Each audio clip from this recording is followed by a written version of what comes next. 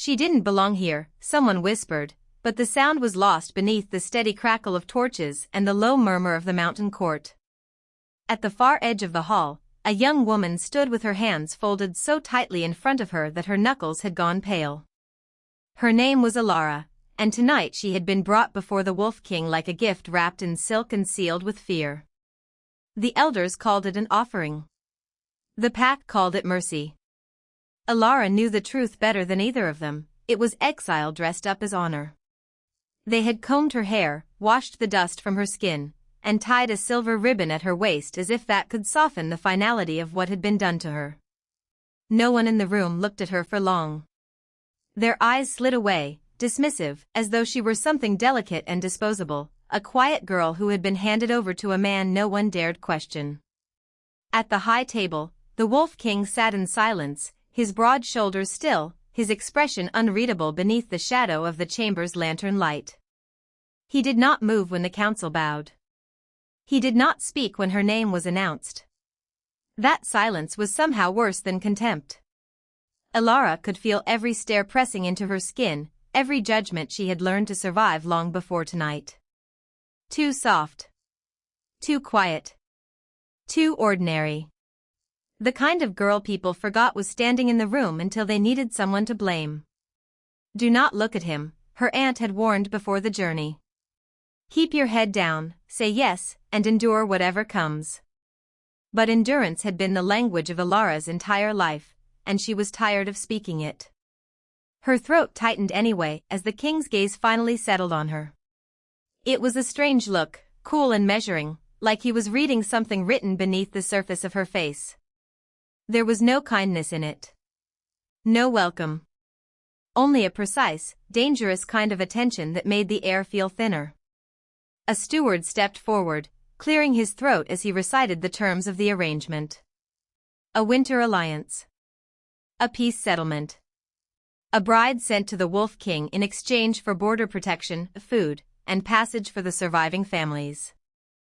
The words sounded polished enough to pass for noble, but Alara had heard the truth in the way the elders avoided her eyes when they signed the papers. She had been chosen because she was expendable. Because no one would fight for her. Because sending Alara away cost them nothing. The steward finished speaking and lowered his head. The hall waited. The king's fingers rested on the carved arm of his chair, unmoving, as though he had no interest in the woman standing before him at all. Then, at last, he said, "Step forward." The words were quiet, but every wolf in the chamber went still.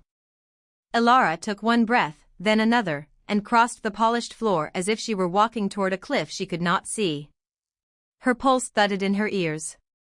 She had been told the Wolf King was merciless. That he kept no one close. That he trusted no one. That he took what he wanted and never looked back. And yet something in his gaze held her in place, not with threat, but with a test she did not understand. When she reached the center of the hall, he rose from his seat. Not quickly. Not dramatically. Just enough for the entire room to feel the weight of him. He was taller than she had imagined, cloaked in dark wool trimmed with silver, his presence sharp enough to make the torches seem dimmer by comparison. Alara kept her face calm, though her heart was racing now, hard and fast, as if it were trying to warn her of something she could not name.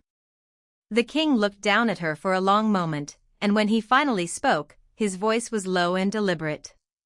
"What skill do you bring me?" Alara's lips parted, but no answer came at once. Around them, a few of the elders shifted uneasily, expecting perhaps a meek apology, a confession of weakness, another reason to dismiss her. Instead, Alara lifted her chin. The answer was already waiting behind her ribs, quiet as a blade hidden in a sleeve. "The kind," she said softly, "you'll only need once." The hall stayed silent after Alara spoke. Even the torches seemed to soften, their flames bending in the draft that slipped through the stone arches. A few of the elders exchanged looks as if they were trying to decide whether to laugh at her or be wary of her, and Alara felt every one of those glances like a cold brush against her skin. She did not move. She had learned long ago that fear could smell weakness, and weakness only invited more of the same. So she stood still beneath the weight of the room, her shoulders straight, her breathing even, while the Wolf King watched her with an expression she could not read. There was no mockery in his face. No impatience. Only a quiet, unsettling focus, as if he had just found something he had not expected to see. An elder near the high table cleared his throat and stepped forward. "Your Majesty, this girl has no training fit for a court of wolves. She comes from the borderlands. She has no noble blood, no lineage of any use, and no place among us." The words were meant to shrink her. They did not. Elara had heard worse long before she ever entered this mountain hall. She had been called wild, useless, and unworthy by people who had never once learned her name. She kept her gaze level and said nothing. The Wolf King did not look at the elder. His attention remained on her, steady and unreadable. Then, with the same calm that made the whole chamber hold its breath, he asked, "And yet you came here without trembling. Why?" It was not a question meant to expose her. It sounded more like curiosity, almost like respect, and that was somehow more dangerous than cruelty. Elara felt the room narrow around her. This was the moment most of them expected her to falter, to lower her head, to beg for mercy she had never asked for. Instead, she let her eyes drift once over the hall, over the polished horns mounted on the walls, over the banners hanging in dark folds, over the faces waiting for her to break. She understood what they wanted. A weak woman. A frightened offering. A life that would be easy to dismiss. But Elara had not survived this long by being easy to dismiss. "Because," she said at last, her voice calm enough to make several wolves shift in discomfort, "fear only helps the people who deserve it." For the first time, the Wolf King moved. Not much. Just a slight tilt of his head, but it changed the whole room. Something unreadable passed through his eyes, something sharp and intent, like recognition touching the edge of memory. The elders fell into an uneasy silence, and Elara knew she had said something that had landed deeper than she intended. One of the younger wolves laughed under his breath, trying to break the tension. Bold words for a girl who was brought here as tribute. The king finally turned his head toward him, and the laughter died instantly. "She is not here to entertain you," he said. His voice was still quiet. "That was what made it worse. If she was brought before me, then she will be treated as more than a chain around someone else's neck." The elder flushed, his mouth tightening, but he said nothing. Elara felt the air shift around her, the way it does before a storm when the trees go still. She had not expected mercy. She had certainly not expected defense. And she did not yet know whether the Wolf King was being kind, calculating, or simply dangerous in a different way. He looked at her again, this time with a little more distance, as if weighing something hidden beneath her calm. "Tell me," he said, "what exactly are you?" Elara could have answered with the safe version. A girl from the border. A hunter. A daughter nobody wanted. But none of those words felt true enough to survive in this room. So she lifted her chin, met the gaze of the most feared man in the Mountain Kingdom, and said, "Someone your enemies should have never sent to your door." Elara did not answer at once. The Wolf King's question hung between them, sharp enough to split the room, and she could feel every eye in the chamber waiting for her to shrink beneath it. Instead, she let the silence settle into something steadier. She had spent too many years learning how to stand still when others expected her to tremble. The polished stone beneath her boots was cold, the torches warm against her face, and somewhere beyond the high windows, wind moved over the mountain like a living thing. The elder beside the throne shifted first, clearly displeased by the king's attention. "She is nobody of consequence," he said quickly. "Only a border girl. A hunter, perhaps, if one is generous." A few low sounds of agreement followed, cautious and eager at once, the sort of agreement people offered when they wanted power to notice them. Elara felt their words strike, but not deeply enough to wound. She had been called worse by people who should have loved her. The Wolf King did not look away from her. He sat forward slightly, one hand resting on the arm of his seat, his expression unreadable in the firelight. "A hunter," he repeated, his voice calm in a way that made it impossible to tell whether he believed the elder or was already measuring the lie. Elara kept her face smooth. Around her, the chamber smelled of pine resin, burning wax, and damp wool from the cloaks of the court.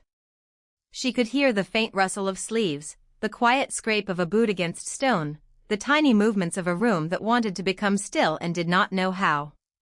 "If you want the true answer," she said, "you should ask the people who learned to fear the forest after dark."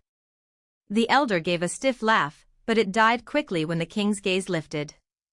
The room seemed to tighten around that one look. "Explain," the Wolf King said. It was not a request. Elara felt the weight of it, the kind that made lesser people lower their eyes and speak too much. She had no intention of doing either. "The border villages teach children not to wander beyond the tree line," she said. "They tell them there are wolves there. They tell them the wolves are hungry. But the truth is, most people are careless in the woods. They hear a branch crack and think it is an animal.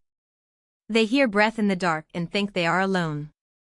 By the time they understand what is watching them, it is already too late." One of the court women drew a quiet breath. The elder frowned as if he had not expected her to speak so plainly. The Wolf King studied her in silence, and in that silence Elara felt something she could not name begin to stir. Not trust. Not yet. Something like interest, but older than curiosity and far less forgiving. "And you," he said at last, "have you seen these things yourself?" Elara held his gaze. Her pulse remained steady, though her skin had begun to feel too aware of itself, of the room, of the distance between her and the throne. "More than once," she said. "Enough to know the difference between a story and a warning." A small pause followed. Not empty. Waiting. Then the king's mouth shifted by the smallest degree, not quite a smile, not quite approval. "Then perhaps," he said, "you are not here by accident." The words landed softly, but they changed the air. Elara knew that kind of sentence. It was the kind that looked harmless until you tried to step away from it. She could not tell whether he was testing her, protecting her, or deciding how much of her to believe. She only knew that the court had stopped breathing around her, and that somewhere deep beneath her ribs, a long-buried instinct had begun to wake. She had come to this mountain carrying a false name and a burden she had never spoken aloud. The people here saw only a woman in plain travel clothes, with tired hands and eyes too calm for her own good. They had no idea what lived beneath that quiet surface. They did not know what it cost her to keep that strength hidden. They did not know that every step she had taken toward this throne had been measured, deliberate, and waiting for a moment like this. The Wolf King finally leaned back, though his attention did not leave her. "If you are not ordinary," he said, "then tell me what you are willing to do." Elara's fingers curled once at her side, then relaxed. She thought of the road behind her, of winter nights, of bloodless promises made by people who had never kept them. She thought of the life she had carved out of silence and survival. Then she met the king's eyes and answered without hesitation, "Whatever it takes to keep this kingdom from falling to fools." Elara did not move when the Wolf King's gaze sharpened on her, but inside, something quietly shifted. She had expected suspicion. She had expected a laugh, perhaps, or the kind of polite dismissal that could wound just as deeply as cruelty. Instead, he studied her as though he could feel the shape of her thoughts before she spoke them. The chamber held its breath around them, every noble and guard and elder waiting for her to fail in some small, familiar way. It was almost laughable how little they understood her. She had spent years being mistaken for soft, for harmless, for the kind of woman who would bow her head and disappear when the room grew cold. But silence had never meant surrender. Silence had been her armor. The Wolf King's fingers rested against the arm of his carved stone chair, his posture relaxed in a way that never quite concealed the power coiled beneath it. "Then prove it," he said. The words were calm, but they carried the weight of law. A lesser woman might have flinched. Elara only breathed in once, slowly, letting the scent of smoke and pine settle around her like a memory. She had crossed mountain roads in snow and fog, slept beneath open skies, and listened to men with louder voices make terrible promises they never intended to keep. None of that had broken her. If anything, it had sharpened her into something the room did not recognize. One of the counselors shifted uneasily. Another looked away. They wanted her to be grateful for the chance to speak, grateful for the audience, grateful for the thin mercy of being noticed at all. Instead, Elara lifted her chin and turned slightly toward the long table where the kingdom's maps lay spread beneath the firelight. Her eyes traced the inked borders, the dark lines where the woods thickened and the passes narrowed, where traders had gone missing and patrols had returned with no answers. She did not need to be told what was wrong. She had seen it in the distance as she climbed the road to the mountain keep, seen the unnatural stillness in the trees, the way the animals avoided certain valleys, the way even the wind seemed to hesitate. "Your scouts are looking in the wrong places," she said quietly. The room tightened. That was not the answer they expected. The Wolf King's brow moved a fraction. "Explain." Elara stepped closer to the table, not because she was invited, but because the truth of it drew her forward. Whoever is moving through your borders is not avoiding the main roads by accident. They are using the old hunter paths. The ones your men would miss because they do not know how to read the land without command behind them. Her voice stayed even, almost gentle, and that calm was more unsettling than anger would have been. She pointed to the western edge of the map. "The tracks gather here, near the river cut and the ridge beyond it. If you send riders at dawn, you will lose half a day.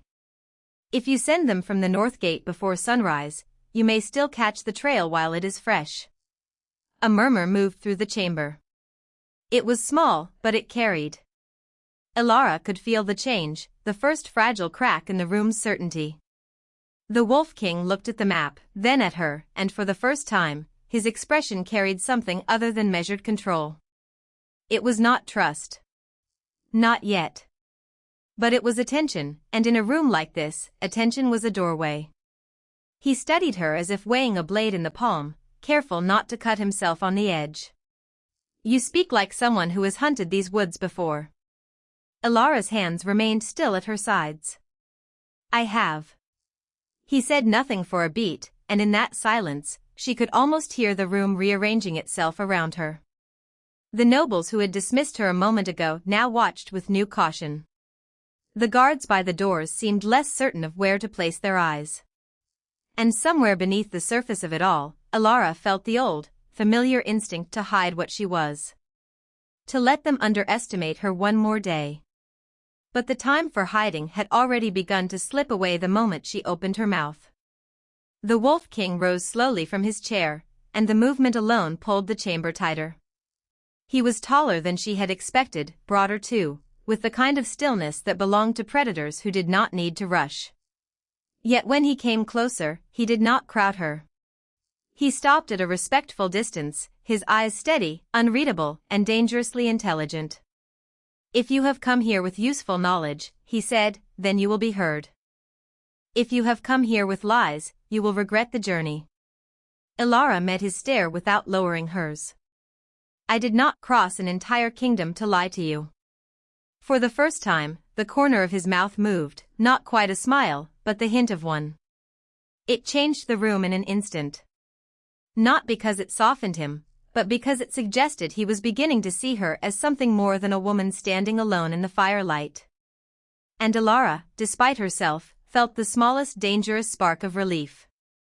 Not safety. Never that. But the start of being taken seriously. In the hush that followed, one of the guards quietly replaced a fallen spear against the wall. Somewhere outside, a wolf called into the dark, long and low, as if the mountain itself had heard the turn in the air. Elara did not know yet what the king truly saw when he looked at her. She only knew that for the first time in a very long while, the world had paused before dismissing her. And that pause, fragile as a held breath, was enough to change everything. Elara had not expected mercy in a stone chamber full of wolves. She had expected questions. Doubt. The slow, careful kind of scrutiny that could strip a person bare without ever raising a hand. But what she found instead, after the Wolf King's last words faded, was silence that felt strangely like a door beginning to open. The nobles still watched her as if she were a puzzle they had not agreed to solve. The guards stood rigid at the walls. Yet the king himself did not look away. His attention stayed on her with the calm pressure of someone who had already noticed more than she wanted to admit. "You speak like someone trained for command," he said at last, his voice low enough that only the closest ears could catch it. Elara kept her face still. Training was one word for it. Survival was another. She had learned long ago that fear made people careless, and carelessness made them dead. In the years she had spent hunting through winter woods and steep ravines, she had learned to move quietly, to breathe shallowly, to read a field before stepping into it. Nothing in this room was more dangerous than the truth she carried beneath her plain gray cloak. "I have learned to be useful," she said instead. It was not an answer. It was also the only one she would give. A few of the council members exchanged glances, clearly offended that she had not bowed herself smaller to please them. One woman drew in a thin breath, as if the lack of submission itself were a sin. But the king only studied Elara with that same unsettling stillness, as though he were measuring the weight of every word she left unsaid. "Useful people survive," he said. "That much is true." The words should have sounded dismissive. They did not. They sounded like recognition. Elara felt the smallest shift in the room, a change so subtle that anyone weaker might have missed it. The air had gone from sharp to waiting. She could sense it in the way the torches trembled, in the way even the younger wolves had gone quiet, unsure whether they were witnessing a mistake or the beginning of something they would remember for the rest of their lives. Then the king stepped away from the dais. It was only a few measured paces, but the movement drew every eye in the chamber. Elara did not move back. She had learned never to retreat from a predator unless she had already counted the exits. His gaze flicked once to her hands, then to her shoulders, then returned to her face. "Tell me why you came alone," he said. It was the kind of question men asked when they expected weakness to confess itself. Elara thought of the road, of the woman who had delivered her message with trembling fingers, of the warning that had followed her like a shadow through the mountains. She thought of the pack that had sent her here not because they trusted her, but because they had no better offering. And she thought of the smaller, sharper truth beneath all of that. If she were turned away tonight, there would be nowhere left to go. No safe road. No second chance. So she lifted her eyes and let the chamber see only the steady line of her mouth. "Because," she said, "you needed someone willing to stand here when everyone else chose fear." The answer landed hard. Not loud. Hard.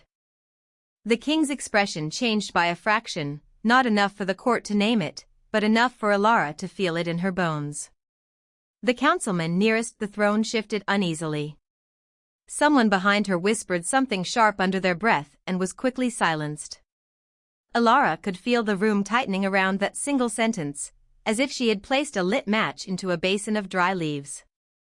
The Wolf King's eyes did not leave hers. "And if I do not believe you?" he asked. There it was. The true edge of the conversation. Not insult, not mockery. Judgment. Elara's pulse remained even, but only because she had trained it that way. She had stood over wounded animals in the dark. She had tracked prey through storms that buried the mountain path. She had watched older, better-fed hunters lose their nerve when the wind turned and the forest went quiet. She knew what it meant to remain standing when every instinct begged for retreat. "Then I will leave," she said, and there was no pleading in it. "But you will not forget that I came." A breath moved through the chamber. Small. Sharp. The king's mouth shifted again, almost imperceptibly, and this time the hint of amusement was harder to miss. Not kindness. Not yet. But interest. It was dangerous in a different way, because interest meant she had crossed from being dismissed into being considered. And being considered by a king who had built his rule on instinct and power was never simple. He turned his head slightly, as if listening to something beyond the walls, then looked back at her with renewed intensity. "You are not what they brought me," he said. Elara felt every eye in the room turn at once. The sentence was not a compliment, not exactly. But it was close enough to send a low current through the chamber. She held his gaze and said nothing. Some truths were better left to arrive on their own feet. Outside, wind pressed against the high windows, carrying the faint, far-off cry of a wolf across the dark mountain air. Inside, the king remained very still, as if one wrong movement might shatter whatever delicate thing had just been born between them. And Elara, who had lived too long expecting doors to close, felt instead the unsettling sense that one had just opened. Elara did not speak right away. The Wolf King's attention had settled on her with a weight that was somehow heavier than suspicion and gentler than judgment, and that unsettled her more than the questions ever had. In rooms like this, people usually looked at her as if she were already decided, already dismissed, already filed away as something useful only if it could be controlled. But the king was still studying her, as if she were a language he had not yet learned and did not intend to mock for being unfamiliar. Around them, the council remained tense and watchful. No one trusted a silence that belonged to a woman they had underestimated. One of the older nobles finally cleared his throat and leaned forward. "Your Majesty," he said carefully, "we cannot afford sentiment. If she has come here from the southern border, then we need proof of who she is and why she was allowed near the palace gates at all." The words were polished, respectful, and cruel in the way only polished words could be. Elara kept her face still. She had heard that tone before. It was the sound of a man trying to turn a person into a problem without ever admitting he was doing it. The Wolf King did not answer immediately. His fingers rested against the arm of the throne, steady and unreadable. Then his gaze shifted back to her. "You came alone," he said. "That either means bravery or desperation."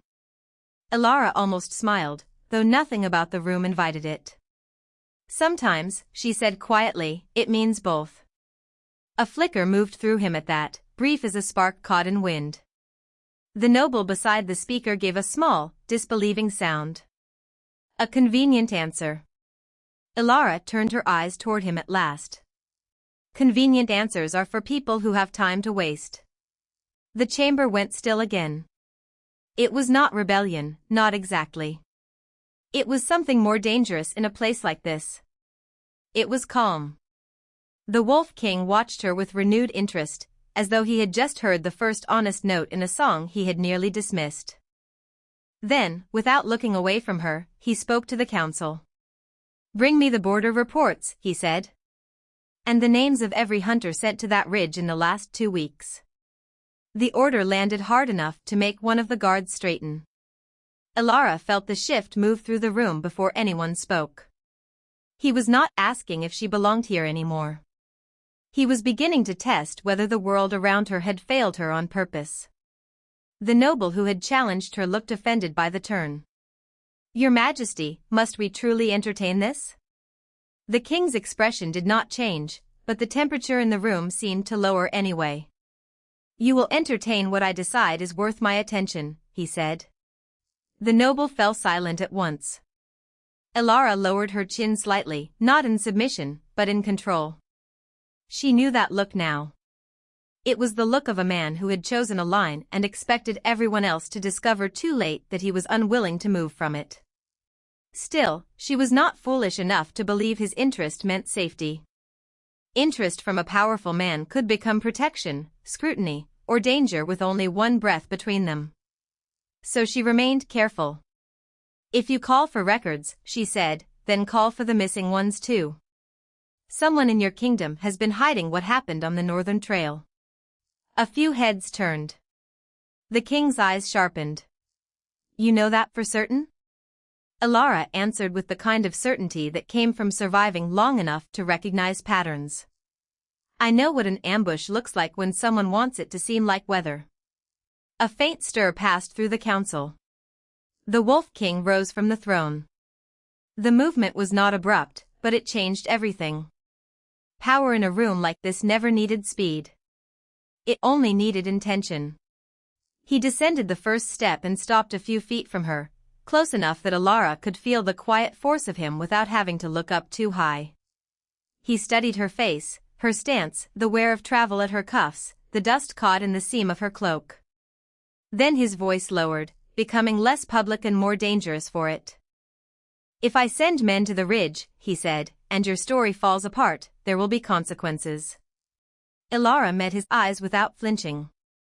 "If you send men to the ridge," she replied, "and my story is true, then you will have found the rot before it reached your walls." For the first time, something like approval touched his expression. It was almost invisible. Almost. But Ilara caught it, and that tiny shift unsettled her more than any threat could have. Because she had not come here to be admired by a king. She had come because the mountain roads were failing, the packlands were growing quiet in the wrong places, and someone had been setting traps where travelers would vanish without a sound. She had followed the signs all the way to this hall, carrying knowledge no one wanted from a woman they had already decided to overlook. And now the king was listening. Not politely. Not briefly. Truly listening. A messenger entered at that exact moment, breathless, with cold air trailing in behind him. He crossed the chamber quickly and bowed low. "Your Majesty," he said, voice tight with urgency, "there is movement at the northern pass. The watchtower reports smoke where there should be none."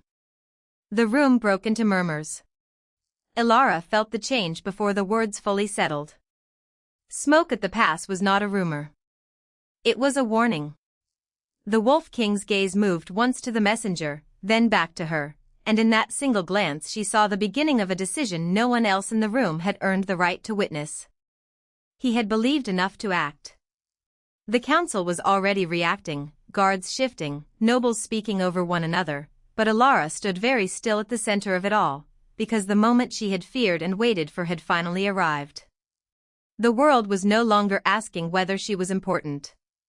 It was asking whether she was right. And the Wolf King, silent now, was looking at her like a man who had just realized the answer might change everything.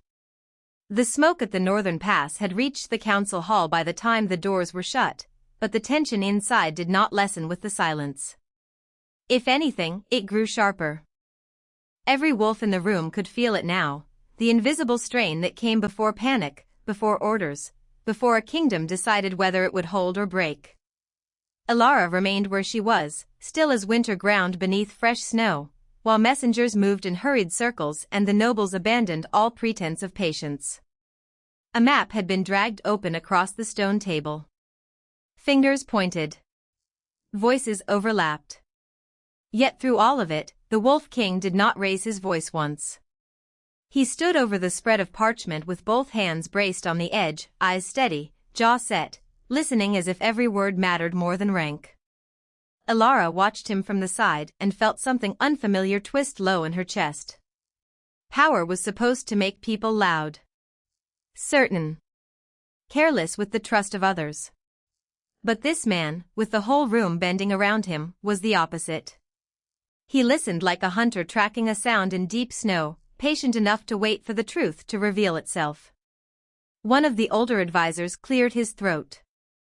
"If the northern line is compromised, we should send riders east and call for reinforcements from the border houses." Another shook his head at once. "Too slow.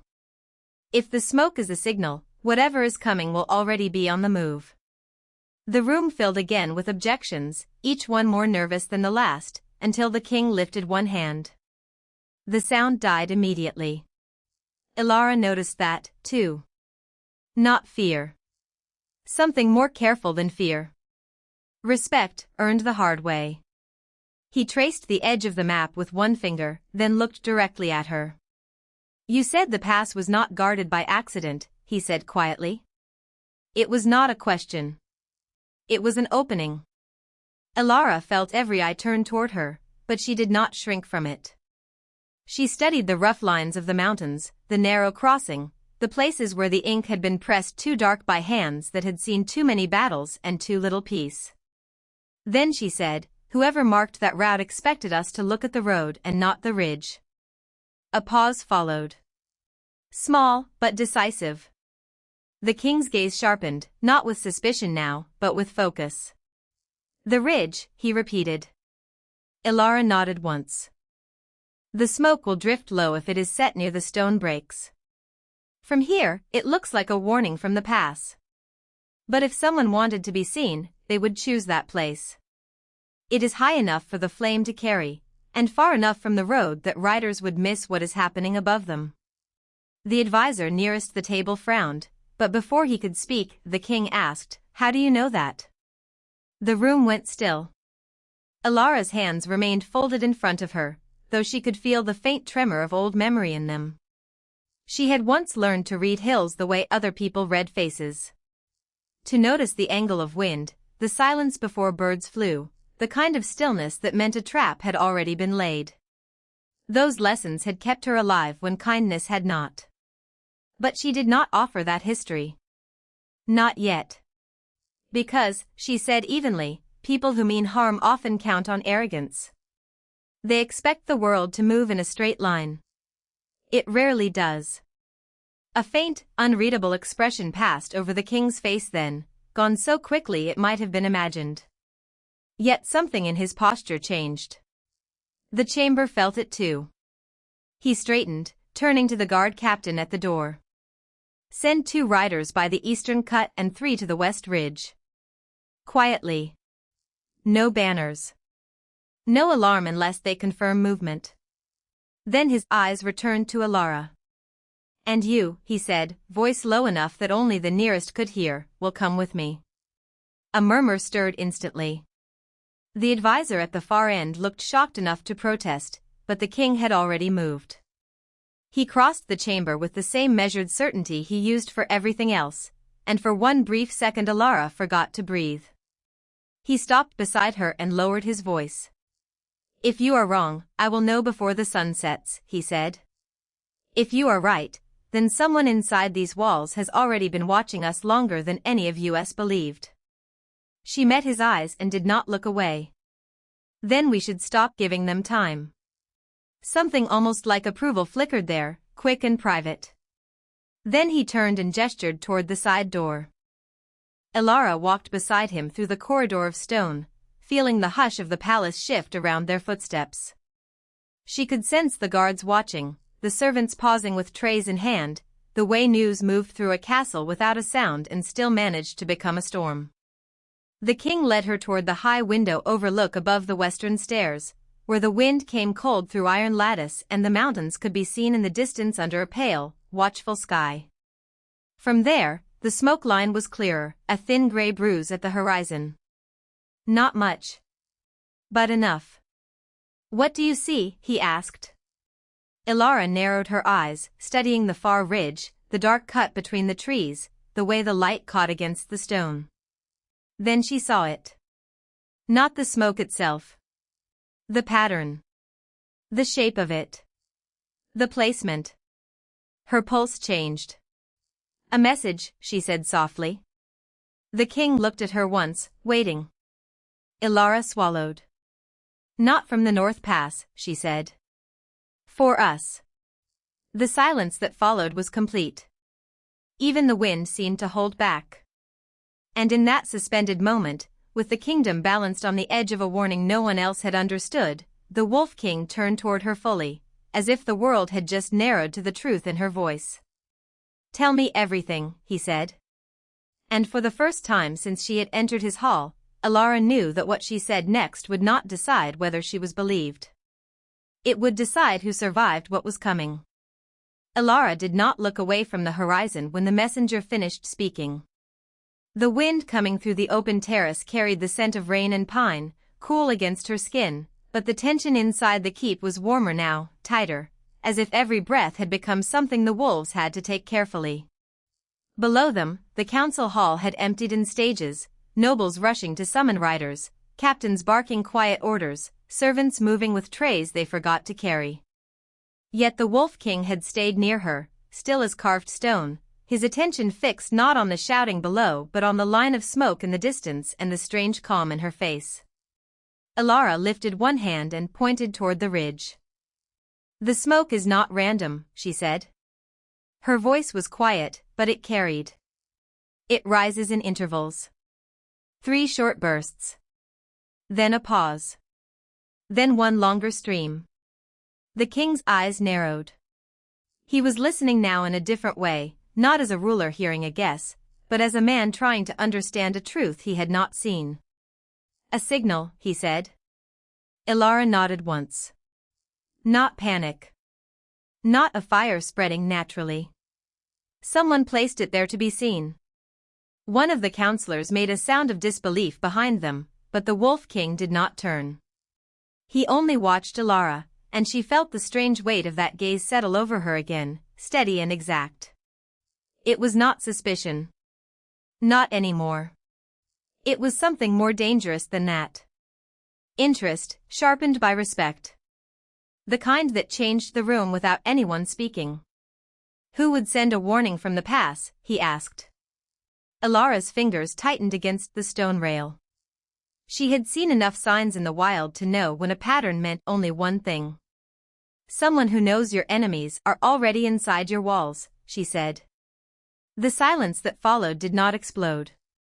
It deepened. Even the nearest wolf seemed to stop breathing. One of the guards stepped forward, but the king raised a hand and the man froze at once. The Wolf King remained focused on her, his expression unreadable, yet his voice, when it came, had lost none of its force. You are certain? It was not a question meant to challenge her. It was a question meant to measure how much trust he could give. Elara met his eyes. Yes. The answer came without hesitation. She had lived too long being forced to soften her certainty, to offer small truths wrapped in fear so men would not be offended by her knowledge. But here, with the smoke burning on the horizon and the kingdom holding its breath, she did not feel small. She felt precise. Alive. Seen. The king studied her as if the answer had opened a door he had not expected to find. Then he turned sharply to the captain at the chamber entrance. Send riders to the east gate. Quietly. No horns. No banners. He looked back at Elara. And if this is a trap? The question was meant for her as much as for the room. Elara's gaze stayed fixed on the distant ridge. Then they wanted you to react with fear, she said. So do the opposite. The corner of his mouth shifted, almost a smile, almost admiration. And what would you do, he asked. Elara's heartbeat did not change, though something inside her did. I would watch who moves first, she said. The liar always does. For the first time that day, the Wolf King let out a breath that sounded like the beginning of a decision. He stepped closer, not enough to crowd her, only enough for her to feel the heat of his presence beside her. You speak as if you have hunted men before, he said quietly. Elara did not answer at once. The terrace seemed to narrow around them, the air itself holding still. She thought of forests at dusk, of long waits under wet branches, of tracks hidden under soft ground, of the way fear changed a body's rhythm if one knew how to read it. She thought of the years she had spent learning to survive while others called her weak. I have hunted what threatened my life, she said at last. Sometimes that was not a beast. The king's eyes sharpened, but not in anger. In recognition. As if some old piece of himself had just answered her without words. Far below, a horn finally sounded from the outer yard, followed by a second. The wrong kind. Too loud. Too rushed. The captain swore under his breath. Elara had already turned toward the sound. That is not ours, she said. The king was moving before the last note faded. Stay with me, he said, and there was no command in it, only a deep, instinctive certainty. Elara did not know why that simple request struck her harder than any order. Perhaps because it sounded less like protection and more like inclusion. Like she had been placed, for one impossible moment, on the same side of his world. As the doors below opened and confused voices spilled into the hall, the Wolf King looked at her once more, and in that glance there was no doubt left at all. Whatever came next, he intended to face it with her at his side. The first horn had barely faded when the keep seemed to hold its breath. Elara stood at the terrace rail, one hand resting on the cold stone, her gaze fixed on the line of dark trees beyond the outer yard. The air smelled of rain and pine and something sharper beneath it, the faint electric scent of a pack bracing for change. Below, riders moved like shadows across the courtyard, their voices low and urgent, but none of it felt distant to her now. It all felt connected. As if one moment had led to this one, and this one would lead to something that could not be undone. The Wolf King came to stand beside her without a sound. He did not crowd her. He did not speak at first. He only watched the horizon with the same hard attention she had seen in him since the council chamber, though now there was something different in the set of his shoulders, something less like command and more like restraint. As if he were holding back a dozen words he did not trust himself to say too soon. Elara could feel the questions living in the silence between them. She could feel the weight of what he had not yet asked. And beneath that, she could feel the strange, steady awareness that he was giving her time. Not because he had to. Because he chose to. That mattered more than she wanted to admit. A runner appeared in the courtyard below and called up to the guards at the gate. One of the sentries answered, and then another voice followed, careful but tense, speaking of lanterns in the east road and tracks in the mud near the river bend. The pack was gathering pieces of a danger that still refused to name itself. Elara listened, her mind moving faster than the wind. She had seen enough trails, enough broken branches, enough signs hidden in ordinary places to know that fear often arrived before the threat did. It was always the same. First the hesitation. Then the silence. Then the moment everyone understood they had been right to worry. "You know something," the Wolf King said at last. His voice was quiet, but it reached her clearly. Elara did not turn toward him. "I know enough to be careful," she said. A pause. Then, more softly, "and enough to know when people are looking in the wrong place." He studied her profile for a long moment, and she could almost hear the shape of his thoughts changing. The court had expected her to be small. Fragile. Grateful for shelter. Instead, she stood beside him like someone who had survived too much to pretend otherwise. Like someone who had learned how to survive by noticing what others dismissed. The king looked out toward the trees again. "Show me," he said. 2 words. No pride in them. No challenge. Only trust, offered with a kind of careful seriousness that made her chest tighten before she could stop it. Elara finally turned to him then, and for the first time since she had stepped into his world, she saw not a ruler waiting to be obeyed, but a man willing to listen before the truth became too late. She pointed toward the east road, where the ground dipped near the river and the reeds grew thick enough to hide movement. If someone wanted to enter quietly, they would avoid the gate, she said. They would use the lower path. It is narrow, covered by the trees, and close enough to water to erase a trail if they knew what they were doing. The Wolf King followed her line of sight, his expression sharpening with each word. "How do you know that?" Elara did not answer immediately. The answer lived in too many places. In long days spent tracking through silent woods. In winters that had taught her how to read a world that never bothered to explain itself. In a life where being overlooked had become its own kind of education. "Because people who survive learn where danger likes to hide," she said at last. Something in his face changed then. Not pity. Never pity. Something far more dangerous. Respect. Real, steady respect, the kind that did not ask her to be less than she was in order to deserve it. A gust of wind moved across the terrace, lifting a loose strand of hair from her cheek.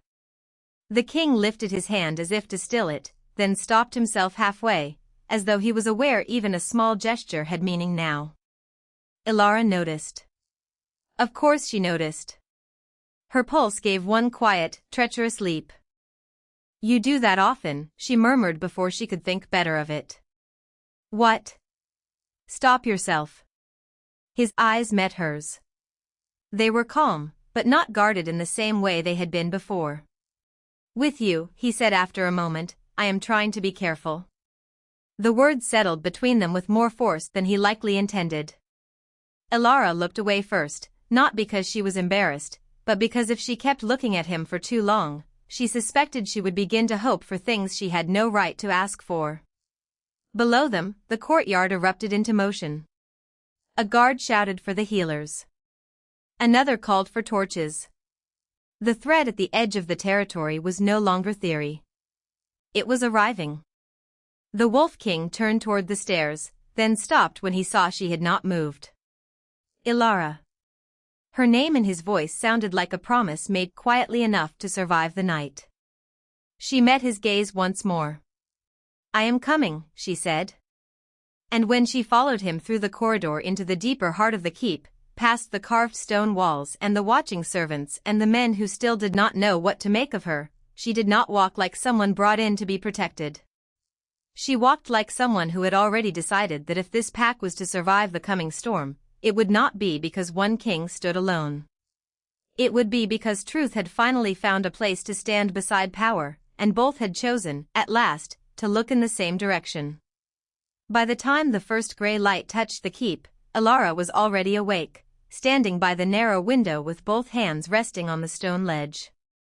The night had left the halls quieter than before, but not calm. Calm belonged to places where people still believed they were in control. This place was changing too fast for that. Somewhere below, boots crossed the corridor in measured steps. Somewhere farther off, a servant lowered a tray with trembling hands. Elara listened to all of it without turning her head, her expression unreadable, her shoulders steady. She had learned long ago that stillness could be its own kind of armor. The Wolf King entered without a sound, though his presence reached her before his footsteps did. He did not speak at once. He only came to stand beside her, his gaze fixed on the pale line of dawn spreading over the trees. For a moment, neither of them moved. The silence between them was not empty. It was full of what had been said the night before, and of what still needed to be faced. At last, he spoke in a low voice. The Eastern Riders are not alone. Elara let the words settle before answering. I know. He turned his head slightly, studying her profile. How? Because they are too disciplined to be raiders, she said. And too cautious to be smugglers. They are waiting for someone else to arrive. The Wolf King's jaw tightened, but not with anger. With thought. With the hard and dangerous kind of understanding that came before a decision. You are certain? I am. She finally looked at him then, and there was no hesitation in her eyes. No performance. No plea for approval. Just the steady clarity of someone who had spent years reading signs others ignored. The smoke at the pass was a signal, not an accident. They want us looking north while they move through the low valley road. If they reach the outer stores before the watch is shifted, they will not need to break the gates. They will walk in through the back of the house. A faint pause followed, then the Wolf King exhaled once through his nose, almost like a man hearing a truth he had hoped was not true, but already knew it was. And you saw this last night? Yes. Why did you not say more then? Elara's fingers tightened briefly against the stone. The answer was simple, but it was not gentle. Because last night, you were still deciding whether I was a risk or an ally. His eyes held hers. He did not deny it. That honesty, more than anything, changed the shape of the room between them. The king who had once looked at her as if she were a puzzle now looked at her as if she were a blade placed carefully in his hand. Useful. Dangerous. Chosen. Outside, the morning horn sounded once, then stopped. Inside the keep, the first wave of urgency began to move. Doors opened. Voices sharpened. Someone called for maps. Someone else asked for the sentries to be pulled closer to the inner road. Elara turned from the window and reached for the dark cloak laid across the chair. The motion was simple, almost quiet, but the Wolf King noticed it immediately. "Where are you going?" he asked. "With you," she said. He did not stop her. That alone was its own answer. They left the chamber together, stepping into the corridor where the carved stone walls carried the cold of the night just gone. Servants drew aside as they passed. Guards lowered their eyes, not because they were told to, but because they could feel the change in the air around them. Ilara felt it too. It was the strange and fragile sensation of being seen without being dismissed. Not worshipped. Not rescued. Simply recognized. Down in the war room, the maps were already spread across the table, and the advisors had gathered with faces drawn tight by fear and calculation. The moment Ilara entered beside the Wolf King, the room shifted. Not all at once. Slowly. Like a field turning toward the sun after a long winter. One of the older counselors started to speak, then stopped when the king lifted a hand. "She speaks for what she knows," he said. The words were quiet, but they landed with enough force to still the room. Ilara said nothing. She only stepped forward, placed one hand over the edge of the nearest map, and traced the low valley road with a single finger. "If I am right," she said, "they are already closer than your scouts think." No one interrupted her. No one laughed. Even the most skeptical faces remained fixed on her hand, then on her face, then on the Wolf King, waiting to see whether he would deny her. He did not. Instead, he looked at her with an expression that was no longer guarded by pride or suspicion. It was something far more dangerous than either. Trust, hard-won and now impossible to take back. "Then we move now," he said. And as the men in the room bent over the maps and the first decisions of the day began to take shape, Ilara understood that the story had changed. She was no longer the woman brought in from the edge of the world and asked to remain quiet. She was part of the answer now. The Wolf King caught her gaze once before turning to the advisors. In that brief look, she saw the beginning of something neither of them had planned for. Not just alliance. Not just survival. The quiet and terrible promise of standing together when everything else threatened to fall apart.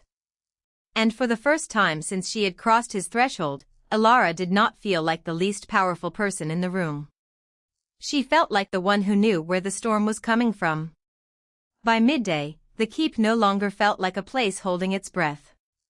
It felt like a place deciding what kind of future it would allow. Ilara moved through the long stone corridor beside the Wolf King, listening to the quiet shift of footsteps, the low exchange of voices, the soft scrape of chairs being pulled close around a table that had once belonged only to men who liked their certainty. Today, certainty had broken apart. In its place was something steadier, though harder to name. Caution, yes. Hope, perhaps. And beneath both, the beginning of trust. Several elders had arrived before noon, their faces tight with old habits and newer fear. They had expected a woman from the edge of the realm to be a visitor. They had not expected her to understand maps, trade routes, weather patterns, or the way a mountain pass could decide the fate of an entire valley. Ilara stood at the king's right side and answered them one by one, not loudly, not with the need to win, but with the calm precision of someone who had spent years surviving by noticing what other people missed. When one elder asked how she could be certain the southern road would hold, she pointed to the ridgeline and the river bend beyond it, then explained how the thaw would shift the ground by dusk. The room went still. Even the man who had questioned her lowered his eyes. The Wolf King did not speak at first. He only watched her as if he were seeing the shape of her life more clearly with each passing minute. It was a look that might have made another woman uncomfortable. To Ilara, it felt like being seen without the usual bargain attached. No pity. No disbelief. Only recognition. When the meeting finally broke, one of the younger sentries stepped aside for her without being told. It was a small gesture, nearly invisible to everyone else, but Ilara felt it settle inside her like warmth after a long winter ride. Not because she needed permission to exist. She did not. but because the world around her was changing in ways that acknowledged the truth she had carried alone for too long. She was not less than them. She had never been less than them. While the others dispersed, the king remained near the table, one hand resting on the edge of a carved map. Elara noticed the tiredness he tried not to show, the strain gathering behind his eyes whenever a new report reached him. There was so much still unresolved. Supply lines were thin. Families from the border villages needed shelter. The council was divided between fear and loyalty. Yet for the first time since her arrival, she did not feel like an outsider looking in. She felt like someone the storm had brought here on purpose. "You are thinking too hard," she said quietly. It was a bold thing to say to a king, and because of that, it drew the faintest curve to his mouth. "And you are unusually brave today," he replied. Elara glanced toward the open archway, where the afternoon light touched the floor in pale gold. "I am starting to think bravery is just what remains when there is no room left for being afraid." He looked at her for a long moment, then nodded once, as if that answer had reached somewhere deeper than his mind. "Then stay near," he said. Not as a command. As a request. It was such a simple thing, and yet it carried more weight than the finest declaration. Stay near. Not because she was useful. Not because she was tolerated. Because he wanted her there when decisions were made, when the first stones were set, when the world began to shift into whatever came next. Elara lowered her gaze for only a second, enough to steady herself, then met his eyes again. "I am here," she said. And this time, the words did not sound like an offer. They sounded like a promise. Outside, the wind moved across the high walls and sent the banner snapping once against the stone. Far below, the keep continued its work, wardens speaking with hunters, servants carrying bread, scouts preparing to ride. Life did not pause just because fear had once ruled it. It only asked for people brave enough to keep going. Elara understood, then, that the next part of this story would not be about proving she belonged. That battle had already begun to end. What remained was harder and far more beautiful. Learning how to build something lasting from the fragments that fear had left behind. The Wolf King lifted his hand and pointed toward the western road on the map. "By sunset, I want every family on the lower ridge accounted for." He looked to Elara. "Can you help me make sure no one is overlooked?" She did not hesitate. "Yes." One word. Clear. Certain. Enough to steady the room. Enough to change it. And as he bent his head beside hers over the map, their shoulders almost touching, Elara felt the strange and fragile truth of the moment settle fully into place. She had entered this keep as a woman given to a king. But she was leaving the old version of herself behind. Now she stood beside him as someone who could see the road ahead, someone who could help carry it, someone the future might actually depend on. The Wolf King seemed to understand that too. When he looked at her again, there was no distance left in it. Only a quiet respect, and something deeper waiting patiently beneath it, as if both of them already knew that the hardest part was not surviving the storm. It was choosing, once the sky cleared, to remain. By the time the sun reached the high windows of the keep, the work was already underway. Elara had expected a room full of hesitation, perhaps even resistance, but instead she found something rarer.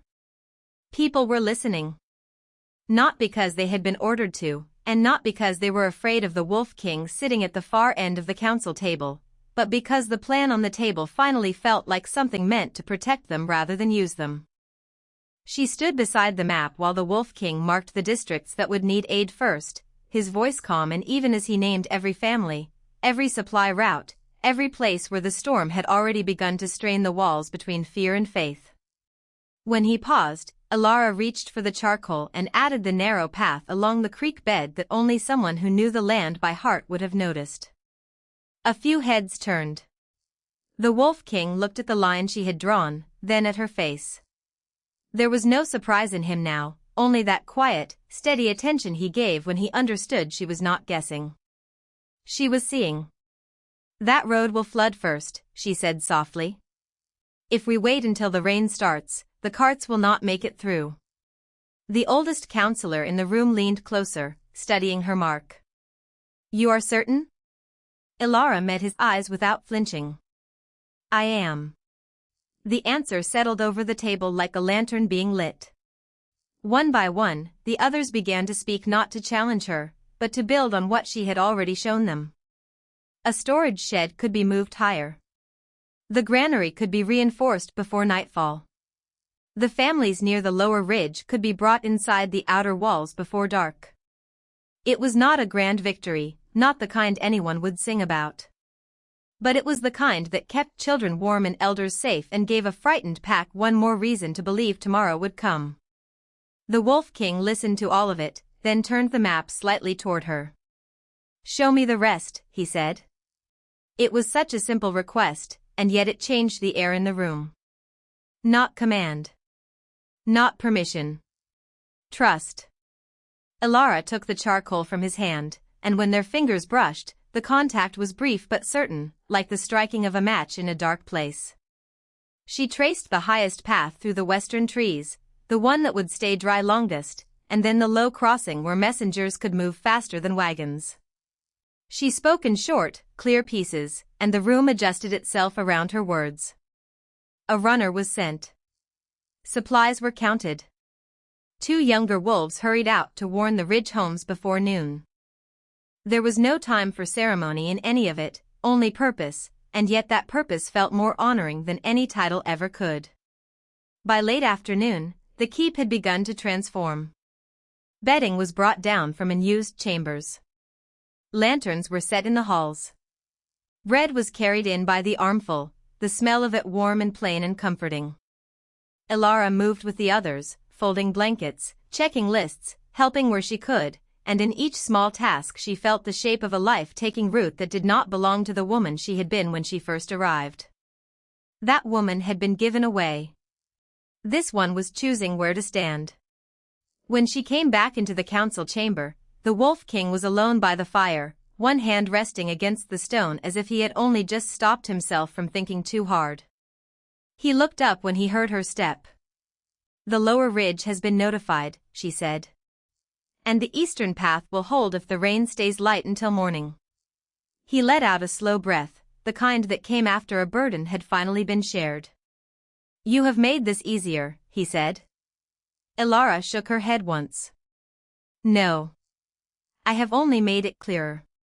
His gaze held hers for a long moment, and in it she saw something soften. Not weakness. Never that. Relief, maybe. Or the beginning of it. That is often the harder gift, he said. Then, after a brief silence, he added, there is one thing I have not yet asked. Ilara waited. When this is over, and the keep is no longer in motion, what would you choose for yourself? The question caught her more completely than praise ever could. She looked toward the window, where the sky had begun to pale again, as if evening were already considering its place. For so long, her choices had been made by hands that never asked what she wanted.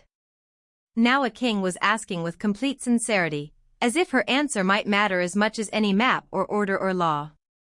I would choose a place where I am not looked at as if I am temporary, she said at last.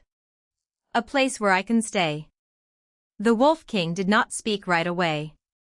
When he finally did, his voice was very low. Then stay. The words were simple, but they landed with the weight of a vow. Ilara turned back to him, and for the first time, she did not see a ruler deciding whether to keep her close. She saw a man offering her a future wide enough to enter by choice. Outside, the wind moved through the courtyard without hurry. Inside, the fire gave off a steady gold light, and for the first time since the keep had begun to change, Ilara felt something dangerous and beautiful settling into place. Not fear. Not rescue. Belonging.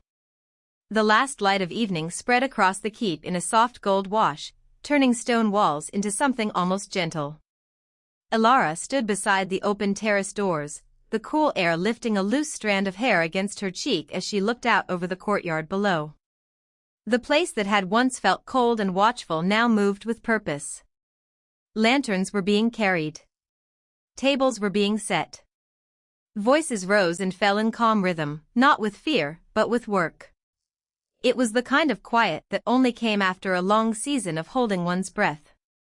The Wolf King stood near the window behind her, one hand resting against the frame, his gaze fixed on her with a steadiness she had learned to trust. He did not interrupt her silence.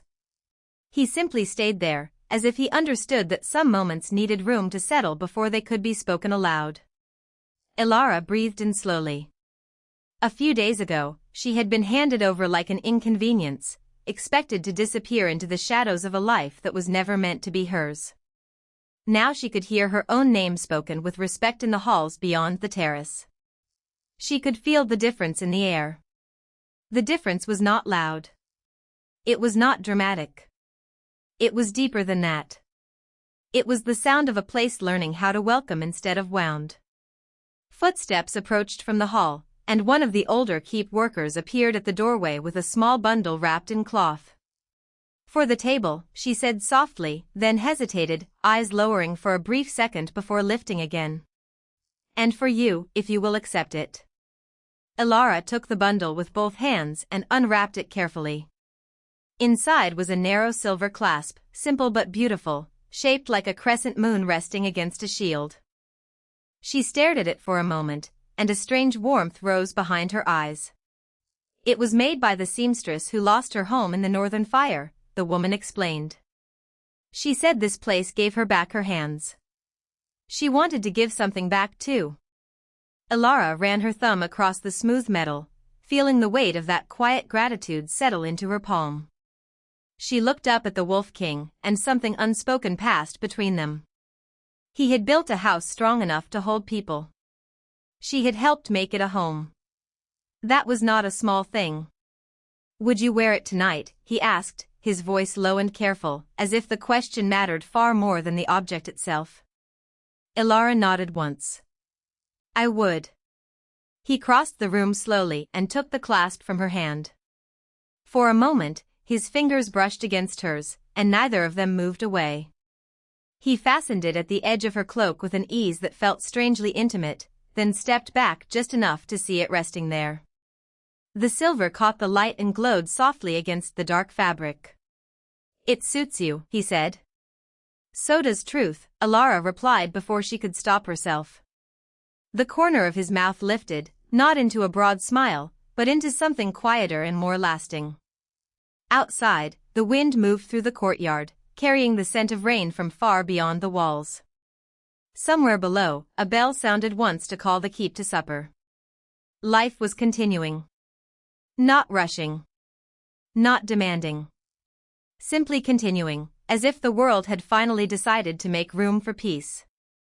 Elara turned toward the open doors and looked out at the gathering dusk. There was no trembling in her chest now, only a clear and steady feeling she had not known she was allowed to keep. Not fear. Not duty.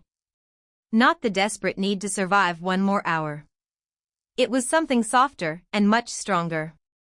A future. One chosen openly. One shared without apology. Behind her, the Wolf King spoke her name like a promise, and when she turned back, he was watching her with the kind of patience that could only belong to someone who intended to stay. Elara lifted her chin, letting the evening air touch her face, and in that quiet, beautiful hour, she understood that the story had never been about being given away. It had been about being seen. It had been about finding the place where her strength was no longer hidden, where her kindness was no longer mistaken for weakness, and where love did not demand that she become smaller to be worthy. The lanterns below began to glow one by one, soft lights against the darkening stone. Elara looked at them, then at the man waiting beside her, and felt the ending settle around her like a blessing. At last, she was not a secret. She was not a sacrifice. She was home.